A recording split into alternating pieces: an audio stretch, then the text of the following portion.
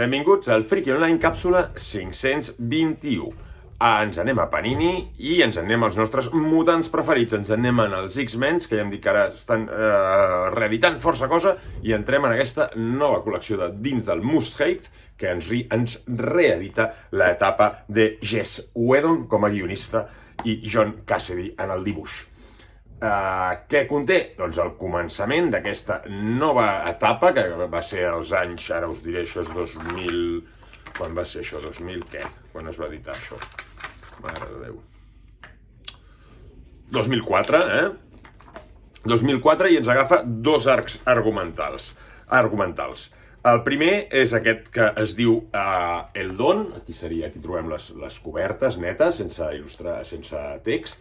El dibuix de Cassaday és un dibuix realista, que ens funciona molt bé per aquest tipus de superherois i que ens va molt bé per aquests drames que tenen sempre els X-Men. Aquest començament, El Don, resulta que una científica descobreix un suero, una història d'aquestes, que et treu el gen mutant, et treu els teus poders, les teves mutacions. Segons el públic, el gran públic, que això és un benefici per la humanitat. Evidentment, els mutants diuen que això és purament racisme i és una manera d'eliminar una gent que són com són mutants. No és cap malaltia, no és cap problema, sinó que és simplement una diferència que alguns no accepten.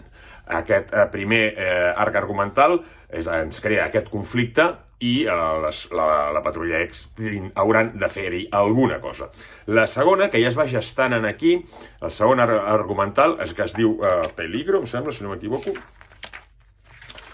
Peligro, a veure si trobem una coberta. Sí, Peligroso, aquí trobem la tercera part, consta de 6 números de grapa. Doncs aquesta segona part, que es diu Peligro, en aquí la sala de perill, aquesta sala que tenen els X-Men d'entrenament, on apareixen paisatges, és una sala com de realitat virtual que ja es va muntar el senyor Kirby en el seu temps i que és la prèvia d'aquesta realitat virtual que ara ja coneixem, on s'entrenen i tal. Doncs resulta que aquesta sala és una IA, i aquesta IA pren consciència i el que es vol és carregar en els X-Men o fins i tot en algú més.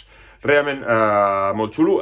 Whedon és un guionista molt sòlid dins d'un classicisme, juga també molt amb narratives paral·leles, de vegades s'estan passant 3 accions al mateix temps i ens es va dividint dins de la mateixa pàgina perquè anem veient aquestes seqüències de triples escenes i realment un còmic xulo, i aquesta nova reedició serveix per recuperar amb aquest format que sempre està força bé, aquest format del Must Have, recuperar aquesta etapa ja clàssica.